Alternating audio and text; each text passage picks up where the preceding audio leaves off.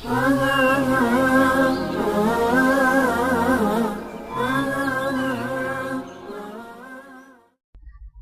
இளைஞர்கள் மற்றும் சிறுவர்கள் அதிகமாக விளையாடக்கூடிய ஒரு கேம் தான் பப்ஜி என்கிற ஒரு கேம்.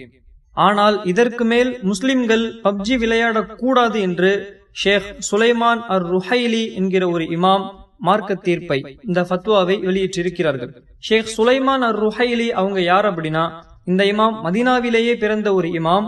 இவர் நபி ஸல்லல்லாஹு அலைஹி வஸல்லம் அவர்களுடைய காலத்தில் மதீனாவில் கட்டப்பட்ட முதல் பள்ளிவாசலாக இருக்கக்கூடிய மஸ்ஜித் அல் குபா என்கிற ஒரு பள்ளிவாசலில் இமாமாக பணியாற்றுகிறார்கள். இவர்கள் பப்ஜி என்கிற ஒரு கேமை விளையாடக்கூடாது என்கிற ஒரு மார்க்க தீர்ப்பை, ஃபத்வாவை வெளியிட்டிருக்கிறார்கள். இந்த இமாம் மட்டுமல்லாமல் இன்னும் பல மார்க்க அறிஞர்கள் சேர்ந்தும் இந்த கேமை தடை செய்திருக்கிறார்கள். எதற்காக இந்த கேமை விளையாடக்கூடாது என்கிற காரணத்தையும் அவர்கள் கூறியிருக்கிறார்கள். முதலாவது, சிலைகளை கண்ணியப்படுத்தும் செயலை இந்த விளையாட்டில் செய்ய வேண்டியது இருக்கிறது. இவ்வாறு செய்வது இஸ்லாத்திலே இருக்கக்கூடிய மிகப்பெரிய ஒரு பாவமாகும். குர்ஆனிலே அல்லாஹ் கூறுகின்றான், இன்ன ஷிர்க லதுல்முன் அதீம். அல்லாஹ்வை தவிர்த்து வேறு கடவுளை வணங்குவது அல்லாஹ்விற்கு செய்யக்கூடிய மிகப்பெரிய ஒரு அநியாயமாகும் என்று அல்லாஹ் குர்ஆனிலே கூறுகின்றான்.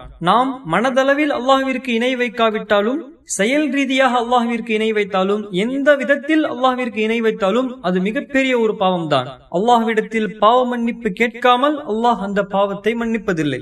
இரண்டாவது, இந்த கேம் முழுக்க முழுக்க வன்முறையை தூண்டக்கூடிய, வன்முறை சிந்தனையை வளர்க்கக்கூடியதாக இருப்பதாலும், மற்றவர்களை எப்படியெல்லாம் தாக்கலாம், எந்த விதத்தில் காயப்படுத்தலாம் என்கிற ஒரு சிந்தனையை நமக்கு ஏற்படுத்துகின்றது.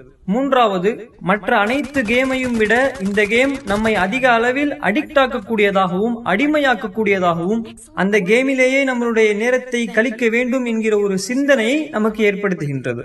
நான்காவது, அந்நிய பெண்களை அரைகுறையான மற்றும் நிர்வாணமான படங்களுடன் பார்ப்பதற்கும் மற்றும் அவர்களுடன் பேசுவதற்கும் பழகுவதற்கும் ஒரு காரணமாக இந்த கேம் அமைகின்றது. ஐந்தாவது, மியூசிக் இருப்பதாலும் இந்த கேமை தடை செய்கிறார்கள். இசை எங்கிருந்து வந்தாலும் அது இஸ்லாத்தில் தடை செய்யப்பட்டதுதான். ஆறாவது, சில நேரத்தில் பள்ளிவாசல்களுக்கு வெடி வைத்து தகர்ப்பது போன்ற டாஸ்குகள் கொடுக்கப்படுகின்றது. அதனால் அதை தடை செய்கிறார்கள். இவ்வளவு காரணங்கள் இருப்பதால் இந்த கேமை தடை செய்கிறார்கள். இதை ஷேக் சுலைமான் ருஹைலி என்பவர் மட்டும் தடை செய்யவில்லை. சவுதியிலே இருக்கக்கூடிய ஷேக் ஆசிம் அல் ஹக்கீம் என்பவரும் தடை செய்திருக்கிறார்கள். குவைத்திலே இருக்கக்கூடிய ஷேக் உஸ்மான் அல் ஹமீஸ் என்பவரும் தடை செய்திருக்கிறார்கள். ஸ்ரீலங்காவிலே இருக்கக்கூடிய ஷேக் முபாரக் மதனி அவர்களும் இந்த கேமை தடை செய்திருக்கிறார்கள்.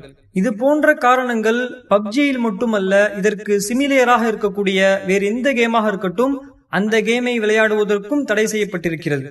மார்க்கம் தடை செய்யப்பட்ட விஷயங்கள் விளையாட்டின் மூலமாகவும் கூட நம்மிடம் வந்துவிடக் கூடாது என்பதற்காக இதை தடை செய்திருக்கிறார்கள். அல்லாஹு அலம். அல்லாஹ்வை நன்கறிந்தவன். Allah is calling you.